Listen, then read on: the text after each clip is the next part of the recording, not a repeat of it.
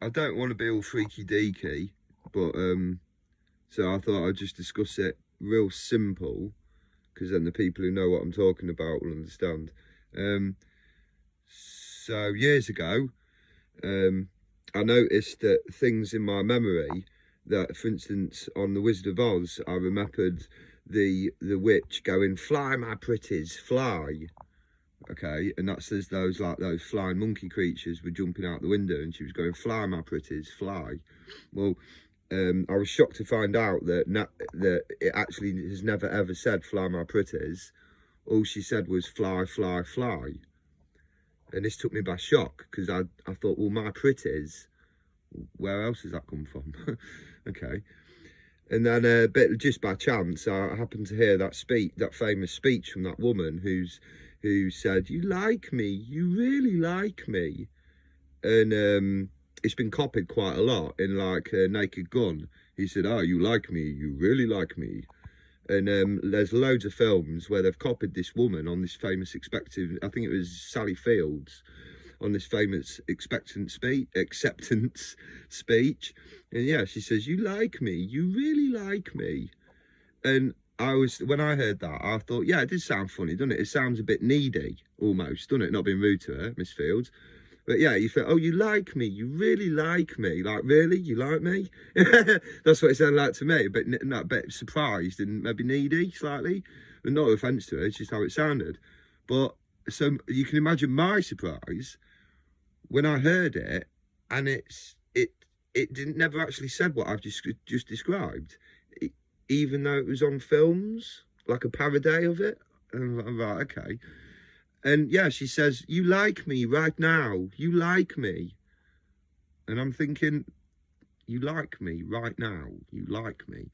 That doesn't sound needy, or like all the things that made the other thing jump out, the other one jump out. And there's a lot of things like this when you start looking into it.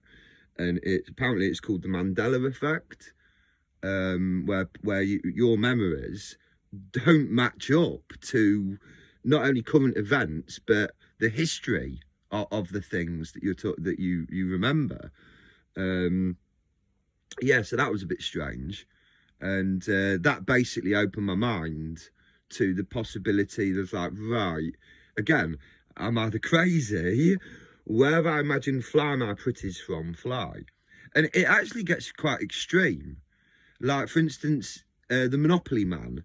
The Monopoly Man apparently has never ever had a monocle. He's only ever had a top hat. But there's, in the film Ace Ventura, When Nature Calls, right at the beginning of that, like, banquet ball, he comes down the stairs, doesn't he? And there's like that tiny little guy with a little head and a monocle and a top hat, and he says, "Ah, you must be the Monopoly guy." And yeah, there's a lot of references to the Monopoly character having a monocle, and I personally, I clearly remember him with one, but he's never had one. He's never ever had one. I know, strange. And there's a lot of these things that you guys might go, "Oh, that's, yeah, that sounds wrong or right." When I did research into the Mandela effect, apparently it's a very personal thing. So what you remember is different to other people, and then, of course, then you have to go down the whole, what is memory? Is it me not being crazy, but is it me? Well, they call it false remembering.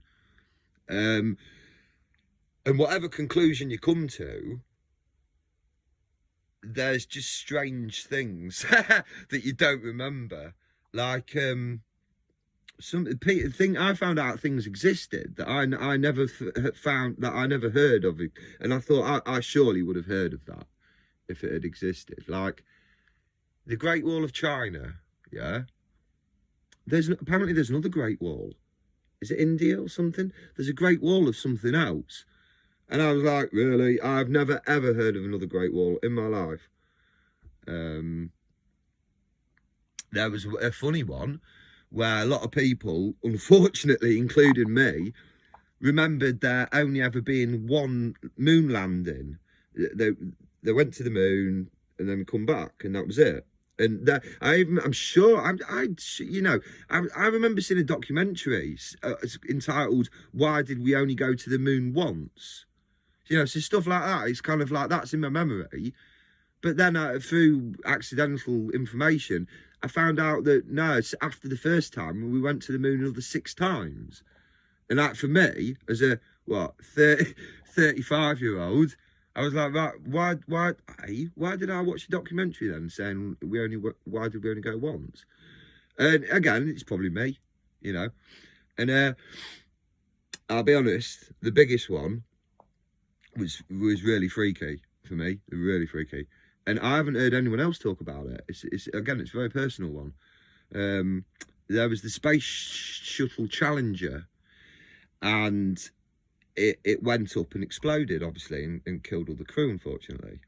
Now, I watched it quite a lot on the news that was recorded when it happened. It was 1986, wasn't it? And that was 2 years after I was born. And yeah, and I remember a white...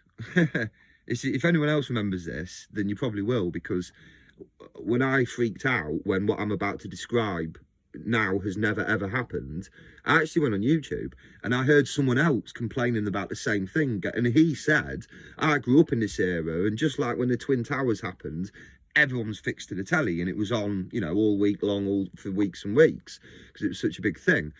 And he says, I remember the white, like a white rocket with white boosters, and it was, the camera angle was straight on it. It wasn't at a funny angle. It was literally straight on it, looking at it, going up. And as it went up, there was like little sparks that seemed to come out the bottom of the white Challenger rocket, and then it exploded from the bottom upwards. And as it hit the top, the explosion sent the 2 rockets outwards. And the video, and this other guy describes is, they went out symmetrical to where the CNN camera was watching. So everything's very symmetrical, the one I remember. And then, just by chance, I think, I don't know, a year or 2 years later, I was watching again something come on about the Space Shuttle Challenger, and I looked and I'm like, that's a weird camera angle. It's got orange boosters, not white, and it didn't explode right in front of you. It actually went, this, obviously the one that now everyone has, the current event one, that one went up into the clouds, and you just see it explode. And the rocket boosters, it still exploded the same way, but you didn't see the little sparks at the bottom. You didn't see the rocket boosters go off, yeah. You didn't see as I remember seeing it. And unfortunately, I've been watching it quite a lot for some reason. I can't remember why, but I'd seen it quite a lot, and it really wasn't really fixed in my memory. So then, of course, I'm kind of freaking out a bit, and I'm going, right. Also, I thought, oh, this one that's like now, there was talking, the CNN bloke was talking on it, and I thought the one I watched, it didn't have loads of banners on it. It just had one thing saying like CNN. The bloke wasn't talking over it. The camera was symmetrical, was like even square on to the back of as the rocket it was going up. And I saw the sparks, and then I saw it explode. But the one that we have now in this timeline, for want of a better expression, that just didn't happen. It happened differently, and all the angles were different. Everything was different. So, what conclusion do you come to? It's got to be the Schrödinger cat thing again, isn't it? There is no conclusion. There is no answer.